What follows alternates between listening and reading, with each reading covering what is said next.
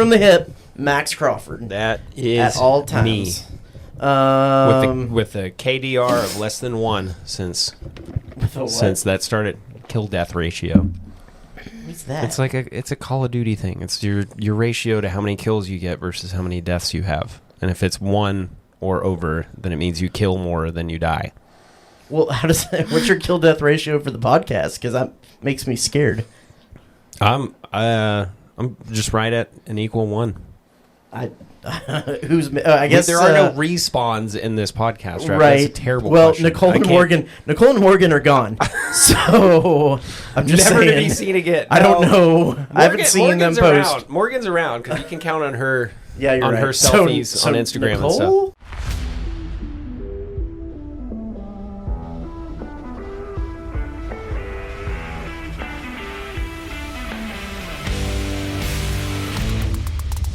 What's going on, everyone? This is the Aggie Gameday Extra Podcast. I'm senior Texas A&M sportswriter Travis Brown here at KBTX, back from vacation. I guess I've been back for 2 weeks, but we kind of just didn't, address that last week. You weren't in Cancun for 2 weeks? No, I was just in Cancun for 1 week. Oh. Yeah.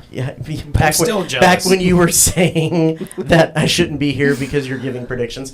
That's Max Crawford, chief meteorologist, senior meteorologist. Interrupter extraordinaire. Yes. And over here, we have another new face at KBTX. This is Erin Patterson. She's our newest sports reporter over here. Erin, welcome to this crazy place that we call KBTX. A little bit about yourself. How'd you get into sports journalism? Where'd you come from? Where you from? Just give us the whole little bio here. Well, I mean, first of all, I'm very excited to be here and at KBTX and a part of this podcast now. But I'm originally from White Plains, New York, traveled to Alabama to get my undergrad degree, so I'll throw in a little Roll Tide there. Sorry, guys. I got my master's at ASU directly after that, stayed in Arizona in Tucson as a sports reporter for 2 years, and then gandered my way here. So I'm really excited to be here.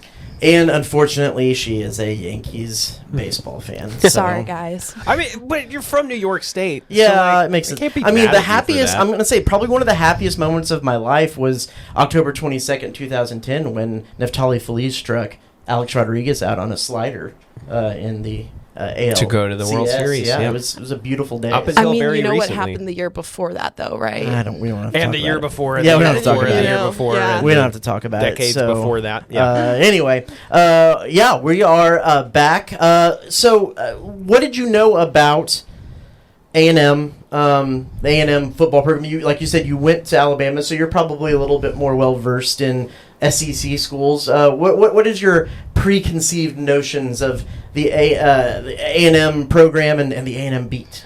Yeah, well, I mean, obviously, like you said, I'm SEC country. I'm really excited to be back and all of that. So I knew a decent amount about Texas A&M, just their culture, yell leaders, all of that stuff, and how they kind of just do things differently. My first experience at A&M was my first year in Tucson. Parents got tickets to the A&M Bama game here, so I flew down. I met up with my college roommate who's from Texas, and that was really my first time being immersed in the culture of it, and it is so different than anything I've seen before.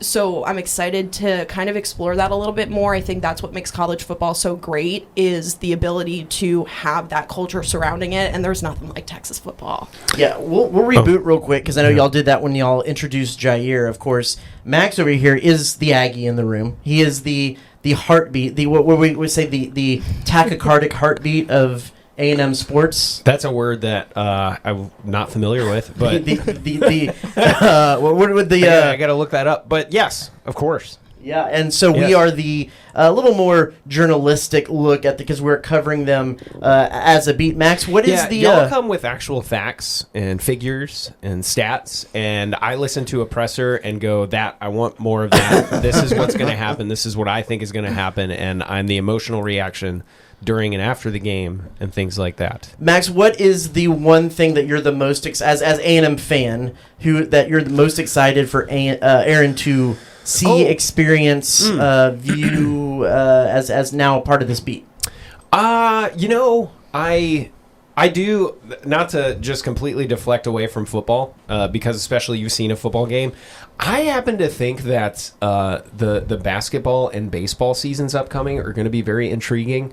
So I'm excited for you to see like a Poppin' Reed arena with Bucky at the helm. I think that you know, as much as you talk about like how unique SEC environments are for football, I bet you also know that for baseball, it's just as much, if not more so. So I'm excited for you to see a game at Bluebell Park. From a football perspective, I guess the stadium interest is cool, but you know, you've been in Tuscaloosa. That's like the football mecca, and Bryant-Denny is in its own right a very, very cool stadium. So you've seen a little bit. You kind of know what you're getting into. So yeah, what was your favorite like visiting stadium to go to? Oh, you don't have to say A&M. In fact, you don't say A&M. I would probably have to say Death Valley. Yeah. I think that's, I mean, not many stadiums in the country are like Death Valley, let alone have a tiger straight across from the entrance. Mm-hmm. I think that's pretty insane. Yeah. But yeah, I got Death Valley for sure. But that's a good answer. That's a perfectly good answer. You know what my second favorite? Death Valley is my first favorite because it's just wild there. Yeah. You know what my second favorite stadium? Opposing stadium is? I'm gonna guess Tennessee. No, Jones AT&T in Lubbock. God, why would you say? Are you saying that to make me upset? I'm trying to get you offsides a little bit, but actually, no. It worked. It's Death Valley Junior. Like the people are drunk throwing batteries and tortillas. Like, it's wild. It is and a that wild. Makes it your favorite? Yeah, because it's wild. You don't know what's going to happen. You might get hit by a water bottle or a battery. Like, you know. Okay. I am trying to do the if you don't have anything nice to say, don't say it at all. I was just trying to see what your response to that was going to be. I personally don't want to go to a football game to get hit by a battery, so I don't know. It keeps you on your toes, man. It keeps you on your toes. Listen, LSU fans will get in your face. Like, I will never forget being called tiger bait by an 8-year-old the one time I went to an LSU game, and I swear she had a pack of cigarettes in her hand, in the other hand. But I was never afraid that somebody would throw batteries at me.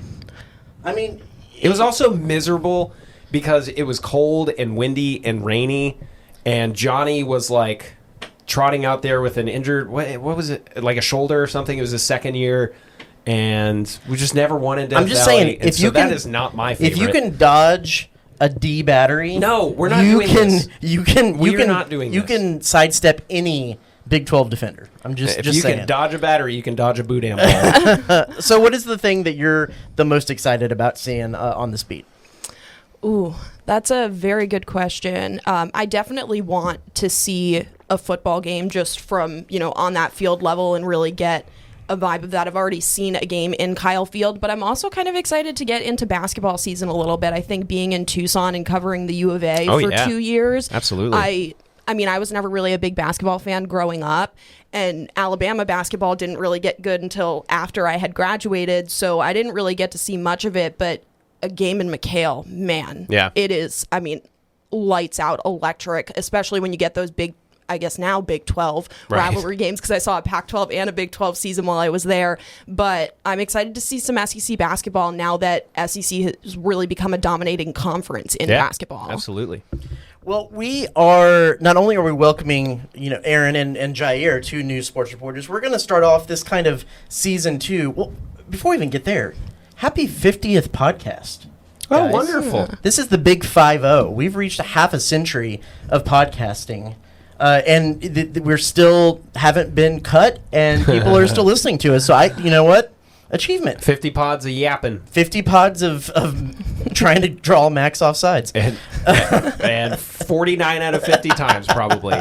I have been. So this is the Big 5-0. This is kind of the start of Season 2, per se. We're going to have a little bit different formats, a little bit more structure to the pod, if you will. And so we're going to start with the headlines. The biggest headlines from KBTX.com and those surrounding the A&M program. So we'll start here with some of the stuff we've gotten out of fall camp. The first thing that you see there is that Texas A&M begins the begins the season number 19 in the AP poll. Max, Erin, what do you think? Is this a good spot for Texas A&M? And any other surprises or anything else that you see in the poll? Let me comb over the poll real quick. Sorry, Erin. It looked like you were about to talk, but no, I was going to say I'm going to let you. I'm going to let the fan take it on first. I think I was kind of expecting a top 15, but 19's fine. It's very much a hey, you're starting ranked, and you can play yourself into pretty much any situation, right? I think that we're also set up, with 2 easy home games to start. That I do think, depending on how the rest of the rankings shake out, we're probably talking a top 15 matchup when we go to South Bend. So, that's probably kind of the point there. But I don't blame any of the AP or the coaches, voters, for saying, there's potential there, but you got to show me a little bit more to get or earn a preseason ranking of top 15 or top 10. So I'm fine with it. We mentioned this right before we started recording the pod. I do have a problem with Oklahoma being ranked ahead of us because I think they've proven much less than what A&M has from a returning talent standpoint and things like that. I think people are way too high on Oklahoma. But I'm happy to eat crow a little bit later. I don't hate Oklahoma, although if you've been listening for the past 4 or 5 weeks, you might think that I do. I don't. I just don't believe in them this year from barely a winning record. I think they went 7-5. Did they? Yeah, there's something like that to a ranked team at the end of the year. I don't see that happening. I can see them being 1 or 2 wins better, but I don't see them jumping into the upper tier of college football like some people do. But yeah, Erin, what do you think? I thought 19 was actually a pretty positive ranking for A&M, just because it's not always a positive when an SEC team goes 8-4 in the regular season. I think we all know that the SEC has certain types of standards when it comes to that. So I actually thought 19 was a good ranking for them, and it kind of allows them what Max, you were saying. It allows them to prove some people wrong and get higher on the list, or kind of crash and burn. 2 other things real quick, Travis. The amount of SEC teams, kind of like Erin mentioned, but also look at the different teams, the amount of different teams that have a number 1 voting. Mm-hmm. There's, I believe, what is that, 6 total? Have a first place vote. Yeah, exactly. That I feel like that's pretty wild. For those of you listening, we'll go top 10. Texas, Penn State, Ohio State, Clemson, Georgia, Notre Dame, Oregon, Alabama, LSU, Miami. You also look at this from an A&M perspective. You got number 1 Texas. You have number 6 Notre Dame. You have number 9 LSU. And then you have number 15 Florida, all ahead of A&M that are going to be games that are on their schedule this year. For me, you kind of look at that 15 to 19 range. I could have seen A&M right there at about 15, and most of the people ahead of 15 I would put ahead of A&M. Florida, what do they have other than DJ Lagway? I think A&M returns a little bit more. Kansas State, I think A&M is better than Kansas State, and I will go. The Oklahoma hype is all about John Mateer and what he is able to bring with his new former offensive coordinator. Yes, maybe some sports betting is what he has to bring. That he denied that yesterday. We're not even going to get into the Vin Boom thing. Sorry. We're going to move on. Yeah, because I have so many thoughts on that, but that's for another day. Any other teams stick out to you, Erin? Yeah, we were talking about this a little bit before, but Ohio State being ranked number 3, they have 11 number 1 votings, but I know that they're the reigning national champions, but also at the same time, I think Ohio State gets a lot of praise preseason, and they get ranked maybe not where they should be. It's pretty easy to have a winning record in the regular season, or not a winning record, but when you only play 3 ranked teams in the regular season, whereas A&M headed into this one, they're playing 6 teams that are ranked in this preseason poll. So when A&M and SEC schools are consistently doing that every single season, and then you have Ohio State, who never plays anyone, I don't know. I think they get a lot of preseason hype every single year. Erin, let me ask you this while we're on this this subject. Seeing Alabama at number 8, given the past 15 years of Alabama football. Is that kind of weird? Do you think that's fair? Do you kind of got something to prove, but obviously still has a lot of talent and hashtag their Bama? What do you think? I go back and forth on this because when I saw that they were ranked 8th, I honestly thought that they were going to be ranked lower than that, if I'm honest with you. Yeah. So I'm very happy with the ranking. I think it's so hard because it's such an end of an era with Saban leaving and then ending it up with Kalen DeBoer and all of that stuff. But I really do think DeBoer was a good hire for Alabama. I think it just takes time. Sure. When, you have this notorious program, like this guy's coming in to, like you said, hashtag they're Alabama. We're Alabama. That's what it is. So he's coming into this deep-rooted culture, and he just needs some time to figure it out. So I'm happy with number 8. Cool. Very good. Let's go back to the headlines here. The next thing, a little more local A&M. We've gotten to see some practices, gotten to talk to some coaches, some coordinators, some players. A&M had their one and only scrimmage last Saturday, and the term that was thrown around was explosive when it was talking about the offense. The quote here from Colin Klein that we heard from yesterday was, he quote, I think we had more explosive plays in that scrimmage than we've had since we've been here. And I think they're getting excited with each other, watching each other make big explosive plays. I think that is really cool to see. Max, what do you think about explosive offenses? Listen here. It kind of harkens me back to the Sumlin days a little bit, right? Because that was never the problem in a Sumlin coached team, was the offense. But I also want to say, as a Colin Klein apologist, I'm going to sound very biased because I think that he's a great offensive coordinator, is going to do great things here as long as we have him. The dude's a pretty stoic guy. Like, smiling is kind of rare for him, and he doesn't show a ton of emotion. And not that he shows a ton of emotion in that presser that you did, the media availability. I guess it's not a full-on presser where y'all talked to him yesterday.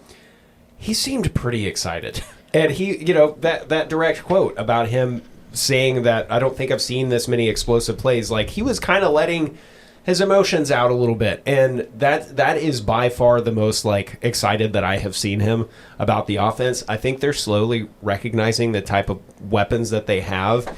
And that maybe from a unproven, proven standpoint, they're maybe a little bit ahead of the curve they were expecting to be at this point. So it's hard for me to rein it in at this point. You might be onto something, because the only other time I can think that he has cracked a smile was just the last time we talked to him before, when I asked him, and this is something we'll get into in our conversation a little bit later, Will Howard and Adrian Martinez and what those guys meant to that 2022 Big 12 championship team. Yeah. He kind of started to smile and glisten in the eyes a little bit. And I think there was a similar kind of feel when he was talking about this explosive offense. Let's look back a little bit at last year, because explosive was not necessarily the thing that a word you would use to describe the offense last year. They had 35 passing plays.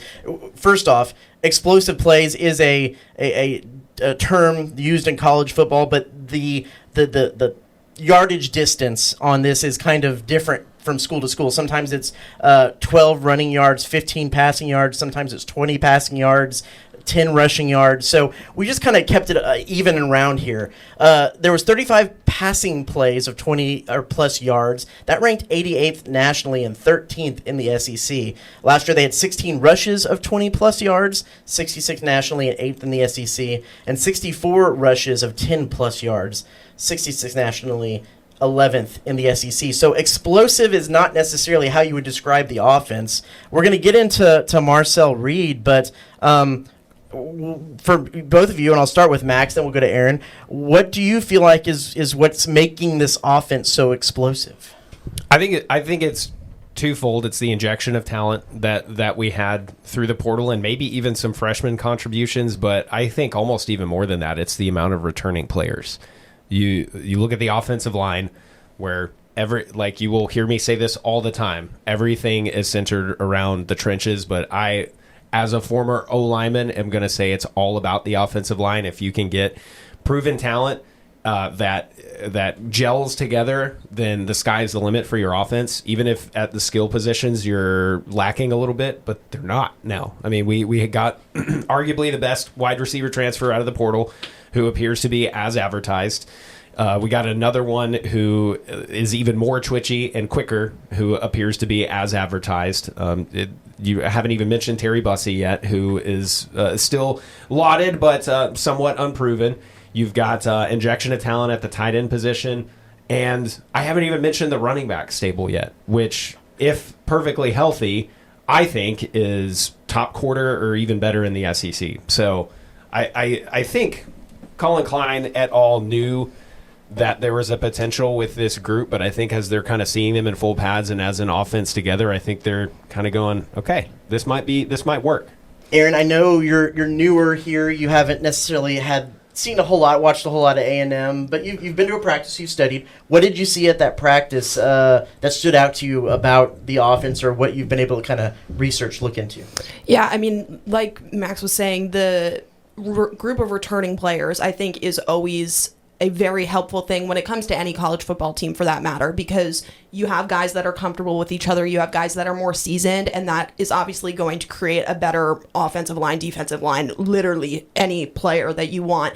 But kind of to the point of Colin Klein, I really like him.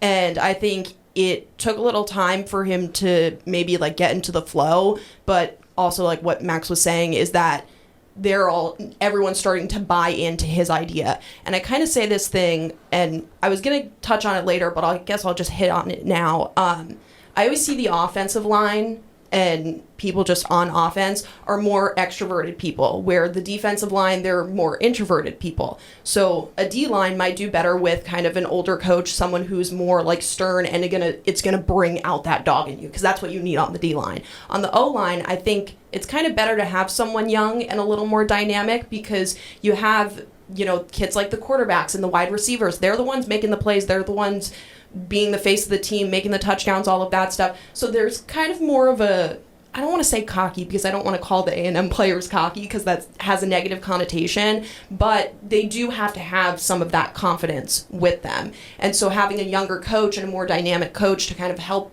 bring that out in them, but also keep them humble, I think is something that Colin Klein was able to do at K-State, and we're starting to see it here. Yeah, and I think a guy you're going to see who exemplifies that mindset is Armaj Reed Adams. I don't know if he's going to walk out with the chair like a la WWE style in the stadium. Oh, he said he's bringing it back. He said he's bringing it back. Perfect. I mean, that's your guy, right? That's the guy that on the offensive line that you rally around, and you've got so much experience around him too. So yeah, I think you brought up a good point, and something that we haven't actually talked about in a while, since probably the preseason last year when breaking down Colin Klein, is this is a fun offense for offensive linemen to play in, because you have a lot of guys pulling, yep. A lot of RPOs, a lot of misdirection, like rollout passes, like designed, right? Yep. And so this is like a fun, when you talk about extroverted offensive linemen, this is a very extroverted offensive lineman's offense going into things, and so that's huge. And then you mentioned the wide receivers, and the one that kind of might be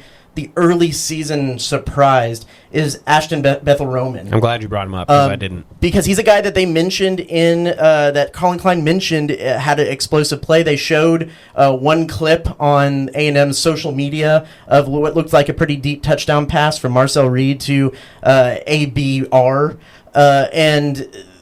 He seems to be, when you look at, we only get to see kind of indie drills and stuff like that, but he's towards the front of things, and you can't always read a lot into that, but he is certainly one of the kind of leaders, one of the first guys to go in drills, and sometimes that does equate to where you are in the depth chart and how much playing time. So he's going to be a guy that I definitely have my eyes on, and he was one of the only guys that we got to see as far as video produced from the scrimmage that most certainly did have an explosive play. Let's move on to the next headline here, because it's something we got to talk to Nate Borkirker, the Nebraska transfer, who I don't know if I've ever seen a more Nebraska football player. He's a corn-fed boy. He needs a cowboy collar. Yeah. That dude needs a cowboy collar out there playing tight end. But it is kind of an interesting point. They have, like, Colin Klein told them, and Nate passed that on to us, it's the most diverse group of anybody in any position group on A&M. I mean, you look at, here's kind of their top 4 options. Theo Melanostrom is the returner. He's from Sweden. Yes. That just explains itself. Namari Nyblack is coming in from Texas, but this is his 3rd SEC school, Alabama. Before Texas last year. Nate Borkirker is a 6-year grad student, I think, with a lot of experience. And then Mike O'Reilly is kind of the guy that with the least amount of experience and that you don't hear about, but also a transfer in trying to get into this system. The experience they have across the country, across the world, the kind of different skill sets that they bring to that room. You have Theo, who's kind of a little bit more of the receiving threat and has been working on his blocking. So, same thing with Amari. I think Nate's going to be a little bit more of your blocking guy. I mean, they were asked, you usually talk about wide receivers. There's only one ball. How are you going to spread it across all the wide receivers? There's only one ball. How are you going to get enough playing time for all of these tight ends? Yeah, and you haven't even mentioned Keati Armstrong, exactly. who was one of our most lauded recruits, who, with these guys, not necessarily in front of him, but with these guys also in the rotation, I don't know that we're going to see a ton of him this year. But if we don't, that means that these guys are punching their weight. So, yeah.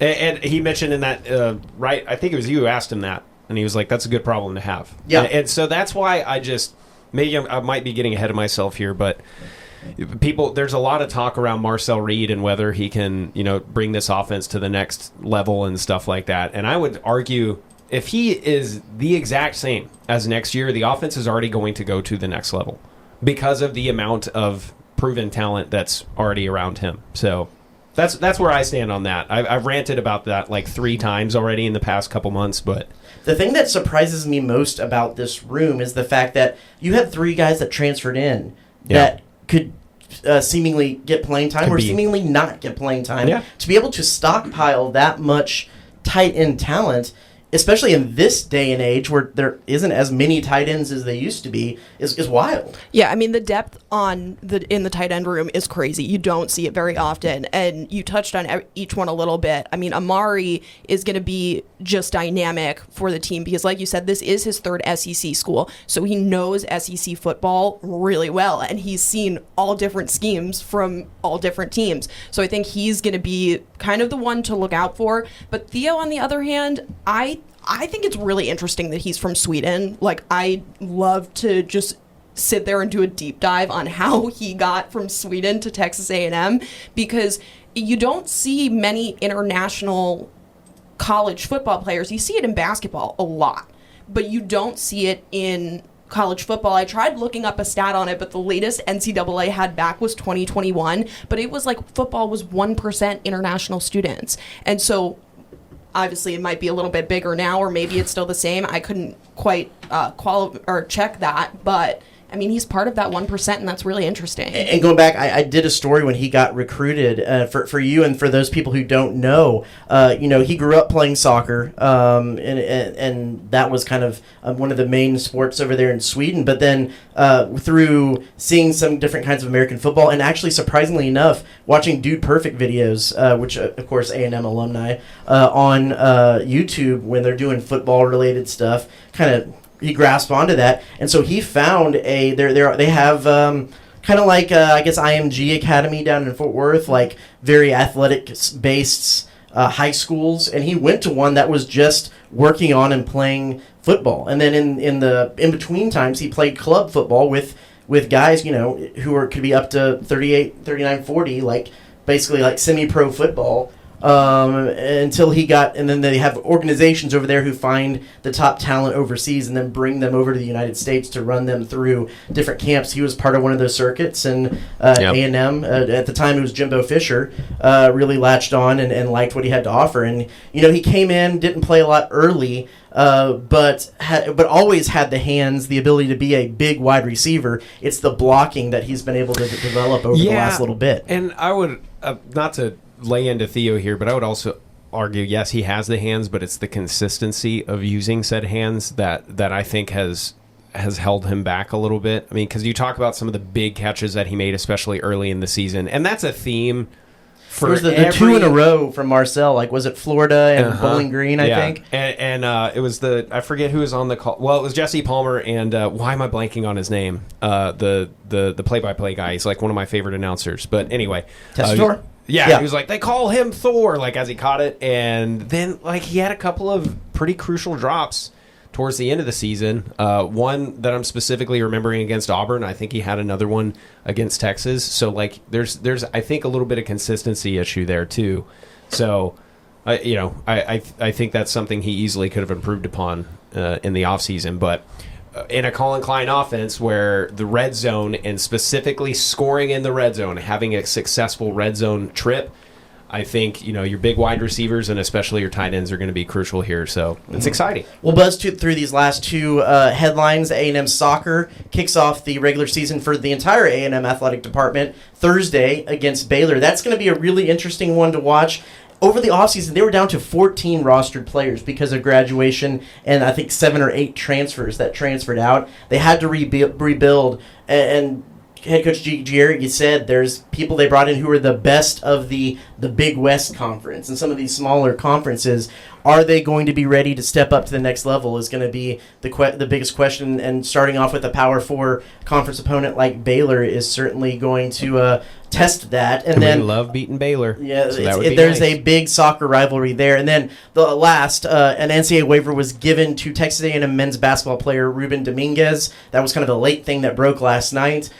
He's going to get 2 years. He played pro basketball in Spain at their highest level before coming over to College Station here to play for the A&M men's basketball team. They needed to kind of figure out how much eligibility he would be able to have, and they settled on 2 years, which I think is about what they were expecting. So what do you think with him? Do you think that, and this is probably the heart in me and not the head, but that's pretty huge, right? Because I think he could easily be one of the best players on the roster and might end up having some of the best numbers. Am I wrong? We got to see one practice. He is a world-class three-point shooter. Well, that's why Bucky got him. Which is why Bucky got him. That three-pointers and lots of defensive pressure is Bucky ball. So I think that is going to be his role on the team. From what I was able to kind of see, we went to one practice, and as I say with football and everything else, one practice is not enough to measure anybody preseason. But I do think he's going to have to get used to the physicality of the SEC. That's going to be the one differentiating factor to if he's going to be a starter high minutes guy or if he's going to be the guy that they bring in to hit the corner three or something at a point. Yeah. But I do think he's played with, Serge Ibaka is in that Spanish league that he was playing in right now. There is former NBA talent over there that he was going against. So he's seen some of that. I think it's just going to be the day in and day out that's going to be the biggest factor with him. So more on that on KBTX.com as there is with all of the things that we talked about. Over 40 years ago, my parents started C&J Barbecue, and today we continue to honor Dad's legacy with the best barbecue in the Brazos Valley. With locations on Harvey Road, Southwest Parkway, and our newest location on William J. Bryan, we carry on our family tradition of serving up award-winning barbecue, sides, and desserts. We also offer delivery, catering, as well as custom menus and private chef services. Come visit us today for some of the best barbecue around. C&J Barbecue. The C is for Chip, the J is for Joe, and the barbecue is for you.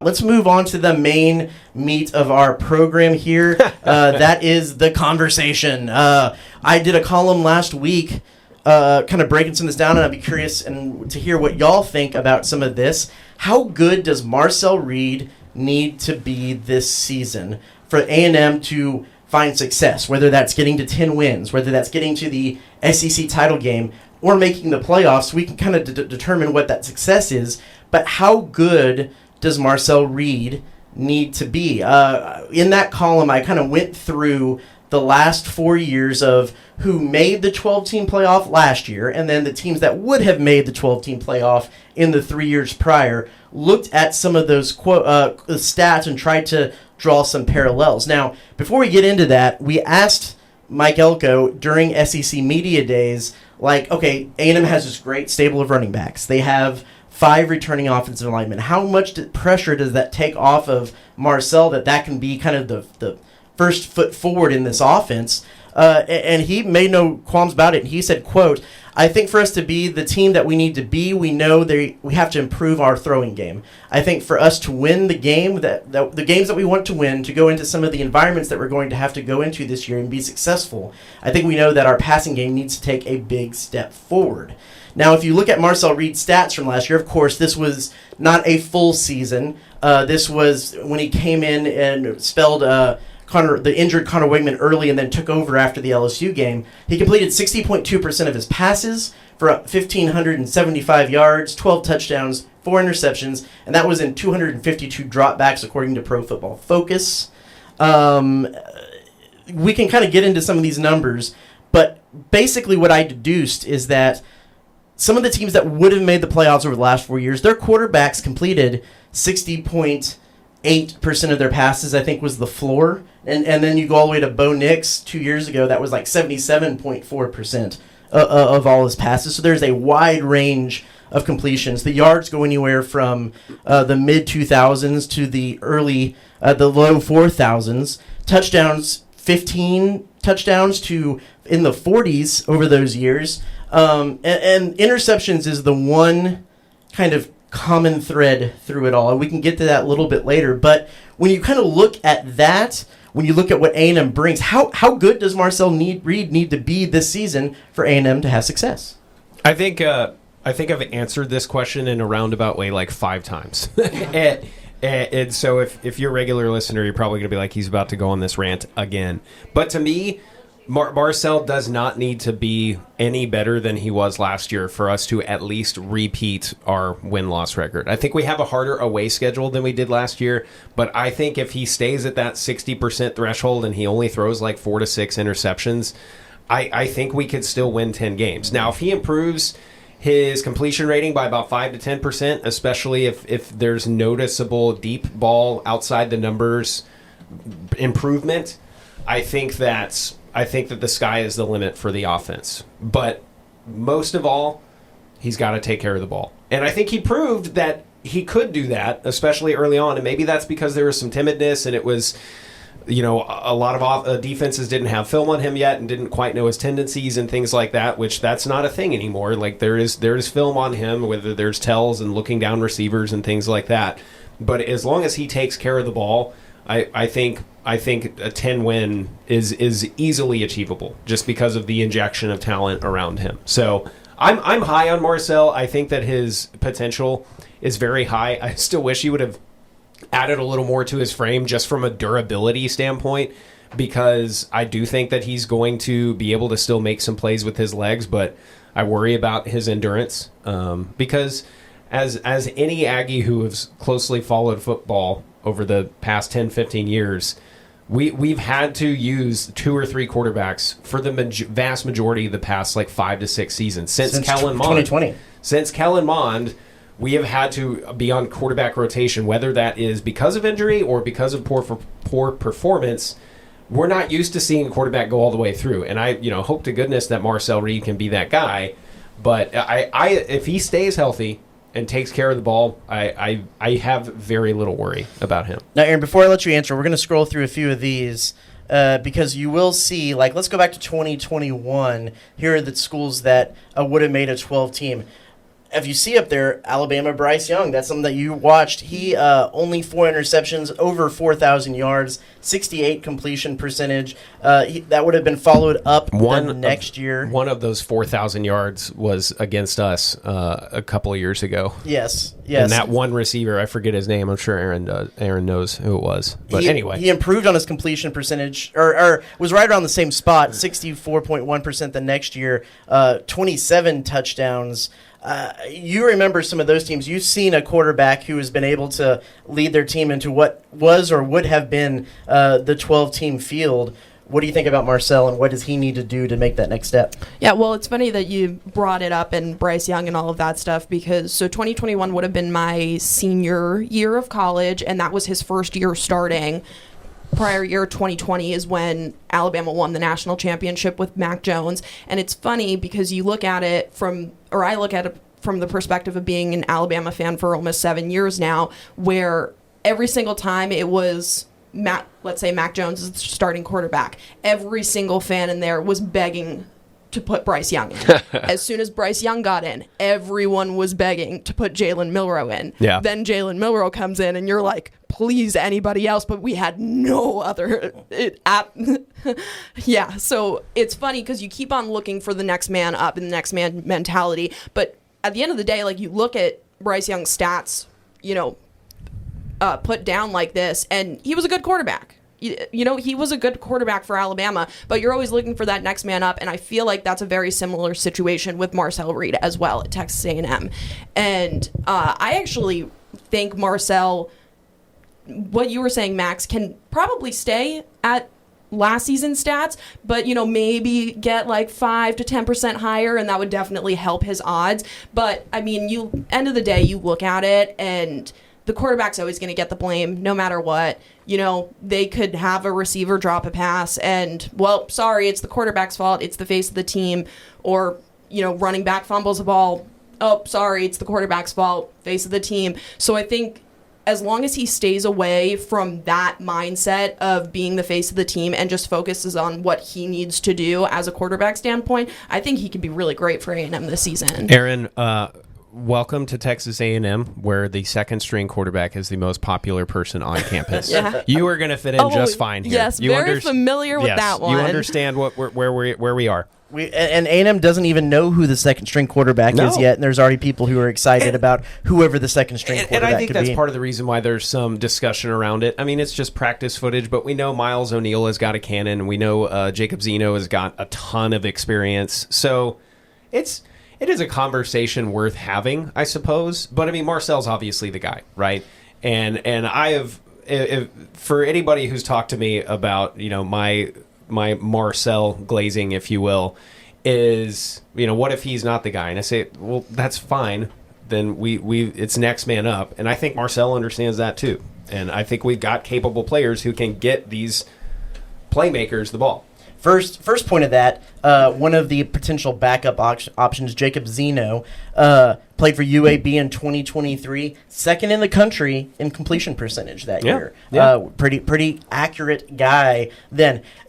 Tyler and I talked about it when we did our podcast from Atlanta from the SEC Media Days.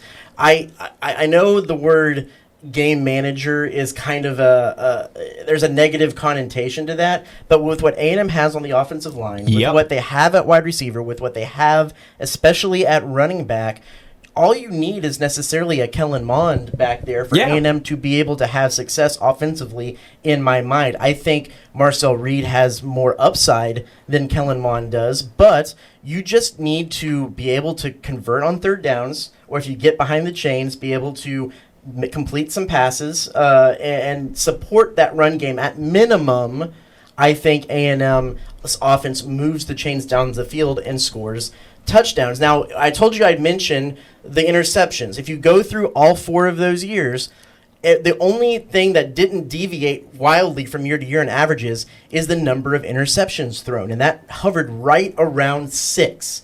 If you're a quarterback who is going to lead your team to the 12-team college playoff, you need to pretty much have 6 or less interceptions on a season. Marcel Reed had 4 in the games that he played last year, but the more you start turning over the ball, the harder your chances are. There was only 2 quarterbacks who had double-digit interceptions over the last 4 years that would have taken their team to the college football playoff. And that was, surprisingly, Georgia's Carson Beck last year. And in 2021, it would have been Spencer Sanders from Oklahoma State that had 12 interceptions. But if you look at some of these numbers, I mean, they're usually about 6 or below. Yeah.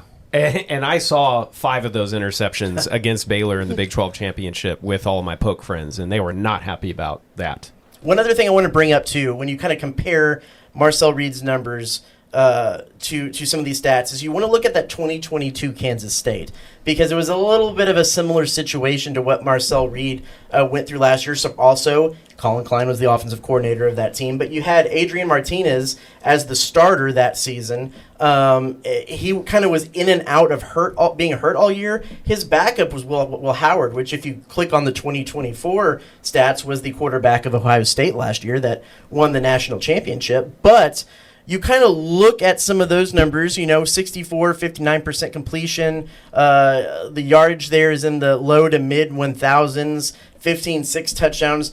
Interceptions are low. That compares pretty closely to what Marcel Reed put up last year in his stats last year, spelling Connor Wegman, 60.2%, 1,500 yards, 12 touchdowns, 4 interceptions. 252 dropbacks. I think 260-something was what Adrian Martinez did in those. So it's comparable. Now, Marcel Reed said his goal is to be right around 70%. Well, only 8 quarterbacks of the 48 that we looked at in this had a 70% completion percentage or higher.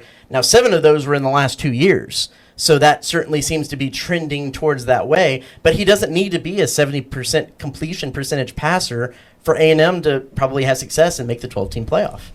I think agree. he could be.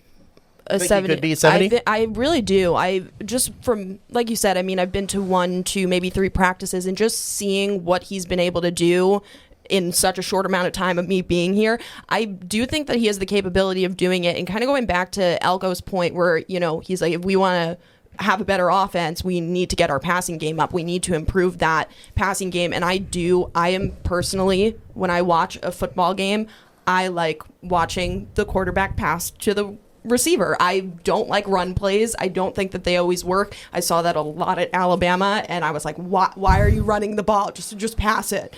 And so I'm definitely one of those types of people when it comes to football. And so I think that if Marcel can find that chemistry with whichever receiver, I really hope it's KC Conception, because talk about a cool name to say. Yep. Talk about a cool name to say. So, but I think if he can find that chemistry and that bond with that one receiver, I think he could get to 70%. Yeah, I think it's entirely possible, too, because of the ability from these receivers on the short and intermediate runs throws. Because I think you're going to see more success and more yards after catch than you did last year. And that's not a slight on Cyrus Allen or Jalen Barber, but both of them were injured at certain times throughout the season, so it was kind of hard to get a real flow there. And those were kind of the 2 guys, like the more slot guys who you would expect to go in on those like flood routes and the out routes and stuff like that. When you have KC and now you have Mario Craver too, the bubble routes, the inner, like things like that, I think it just opens up a chance for easy quote unquote completions, lots of yards after catch. And so, yeah, I think 70% is achievable. So it doesn't have to be the long ball, but I do think that that's something that they're going to try to do several times throughout the year, especially if they do get successful first down runs, 2nd and 4, 2nd and 3. Why not toss a long ball? Try it out, like that kind of thing. And the long ball, the long ball is something they've talked about that has been improved this year. But also a lot of talk about, too, some of the running backs, Reuben Owens, Amari Daniels, E.J. Smith in particular, who are really good at catching the ball out of the backfield. And some of that short to intermediate yardage can come from them. So, that is a good little chat about Marcel Reed. I just don't think, like I said, and I said in my column, which you can go look at on KBTX.com right now, I don't think he needs to make that big of a leap. It can be a little bit more of a hop into next season. There you go. And A&M can have some success. So let's close it out with our final segment, thanks to our good friend Alex Egan, who kind of came up with this concept. That is around the SEC. Now, this isn't going to be a breakdown of what's going on the other teams, the coaches' teleconference. This is going to be something that we observe from the news reports in the SEC footprint. And we're going to start out with this one coming over from the state next to us. The Daily Mail, not necessarily my favorite or most reputable source, but this was just too funny to not to look at. They did a report here how an author has paired up with an atmospheric scientist, and he believes that there was an ancient explosion from a comet that happened over Louisiana 13,000 years ago that destroyed an advanced civilization in the state of Louisiana. Now, I have to go ahead and preface the fact that in the report they say there's a lot of scientists that deny there was this explosion, that this could have happened, but they're reporting, and this guy is writing, that there might have been an advanced civilization in the state of Louisiana 13,000 years ago. So if this advanced civilization was wiped out, and then, of course, the modern Louisiana that we know it now came about years later, what is some aspects of that advanced civilization in Louisiana that might have been lost? Max, what do you think technologically or culturally that they could have had then that they don't have now? They'd probably have a Major League Baseball team by now. If that was the case. Yeah. The only thing I can think about, and this is kind of lame, but how cool would it be to have a beignet that's not super messy, where the powdered sugar just doesn't go everywhere? Yeah. I think that would have been achievable by this point. Maybe roads that don't have potholes. Well, yeah, I wasn't gonna. Hey, you're driving I-20 right out of like Carthage. Mm-hmm. You hit Shreveport. You see that Lovely sign town that says you've entered Louisiana. You have a nice gentle roll through the state of Texas. Yeah. And then you hit Louisiana, and you're bumping around a little. Shout out to my Shreveport folks. You're bouncing, your head's bouncing off. Yeah. Hey, listen, Strawn's pies in Shreveport. Okay. Delicious. Yeah. Delicious. There's a lot of good things about the state of Louisiana, but maybe some of these things were lost. What was lost to you maybe from this ancient civilization in the state of Louisiana? I don't know. Maybe some sanity on Bourbon Street in NOLA. Don't get me wrong. I love New Orleans. I love going there. It's really, really fun, but it is a crazy place. But I have no idea what was lost. I mean, I took this a completely different route, and I was thinking maybe some like mutant alligators or stuff like that was there. So maybe it was a good thing. So if they had mutant alligators, maybe they wouldn't have been the Tigers. Maybe LSU would have been the Gators. Wow. That's an interesting way to look deep. at it, but I think Florida's the swamp. We got to keep that there. But I don't know. I took it in there's some type of like supernatural being, and maybe it wasn't a bad thing that it happened, but perhaps it was for the best. Well, we'll delve into this a little bit more with some other fun things, and we'll bring it back home since we're making fun of Louisiana. I'll throw a curveball mostly to Max here. Okay. The biggest story around College Station is that the Shiner Park and Foundies in North Park closed. Do you have any great memories that you can share in memorandum of those two places? When you had a nice Coca-Cola. At those places. Yeah, and it cost me $0.25 to have said Coca-Cola with a little something else in it, too. Okay, so I do have one for Foundies, especially because I think it was Tuesdays that were quarter shot night or quarter wells or whatever it was. And back when I first started in TV and I worked in Midland, my weekends were Monday and Tuesday. And so I would come back down to College Station a lot, especially as I first started.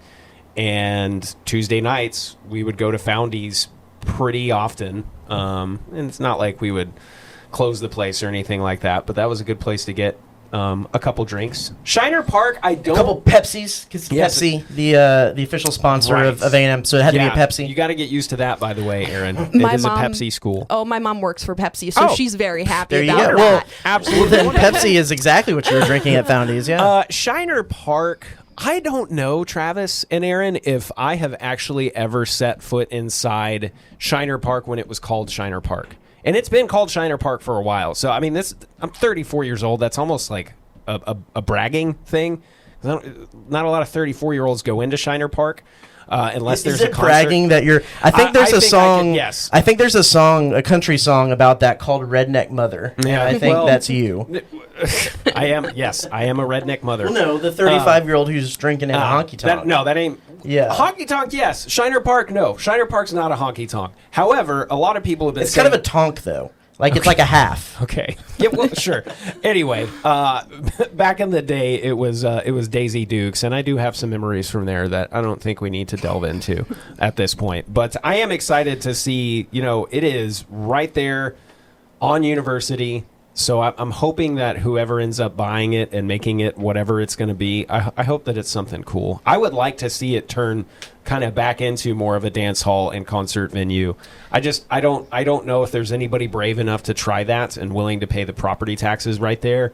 But I would love to see that happen. It is weird to me that in the era that we live in right now, in the year of our Lord 2025, that there isn't a honky tonk in College Station, Texas. It's going to happen. I don't know who is going to do it, but there is somebody out there who is a savvy business investor who knows about events and venues and stuff like that. Like, it is going to happen at some point within the next 5 years, and I think it's going to be really awesome. I just don't know exactly where and when and stuff like that. Could it be where Shiner Park is right now? I think it's a possibility, but I would be shocked if within the next 5 years there wasn't like a staple that returned to the area, especially with Harry's gone. I'm also surprised that they don't have one. Yeah. They had one in Tuscaloosa, Druid City Music Hall, and it was a bar on a normal Friday, Saturday night, but we used a lot of them for our date parties. Yeah. So, sorority and fraternity date parties, they had all of them there, and Greek life is also really, really big here, so I'm surprised that they wouldn't have kind of a venue like that. These sororities and fraternities will pay a lot of money to put their parties on, let me tell you. So it would be a great investment. I just think if Victoria, Texas can regularly host people like Pat Green and Corey Morrow and your Josh Abbotts of the world and stuff like that, there's no reason why we can't do that in College Station. You're not wrong. We'll close it out with this because it's around the SEC. We'll throw in a little former Pac-12 too. What was your favorite spots to hang out, whether it be have a meal or have a nice a Pepsi, we will say, over in Tuscaloosa and T-Town or in Tucson, covering Arizona? Ooh. In Tuscaloosa, it would probably, Moe's Original Barbecue to get food. Oh my gosh. And it was kind of fate, my first time in Moe's. They're the bar that does all of the dollar bills where you sign them up along the way, and they were separated, but there was an Erin and a Patterson, and that was my first time ever in Tuscaloosa. I was visiting with my dad, and yeah, it was there, so I always thought that was pretty cool. So Moe's for food, to have a nice Pepsi, Galette's, Innisfree, awesome places. They're just really fun. Houndstooth has really fun bingo night, so if you want to do bingo, because I love bingo, Houndstooth has the best bingo night by far. And then in Tucson, Danny's. It's a divey honky tonk, if you will, and really fun pool, darts. I don't want to say too much because I don't want the younger generation to flood that place. But Danny's is really awesome. Yep. And then Tucson just has fantastic food. It is a foodie city. All in all, that's what it's kind of branded as, and probably some of the best Mexican food that I've ever gotten in my life. Amelia's is a great one. Reforma is really good too. Reforma's in this cute little plaza that also has Union, and which is a kind of pub place, so I always recommend that when people are going to Tucson. But try the food there. That is 100% the Mexican food. Max, I'm going to cue up Crawford Cam here because I think I know of a good barbecue spot. What's that? I think I know of a good barbecue spot that. Where could that be? Other side. Oh, yes. Oh, where could that be? Okay, yeah. Just throwing it out there. That there's some good barbecue spots here. That could be a good one in BCS. Side of the month is something a little bit healthier, but it still sounds amazing. So yeah, there you go. Yeah. Well, that's all the time we have for this Aggie Game Day Extra. We're really excited to welcome Erin this week, and I'm excited to be back with the crew. We are starting a second season. 50.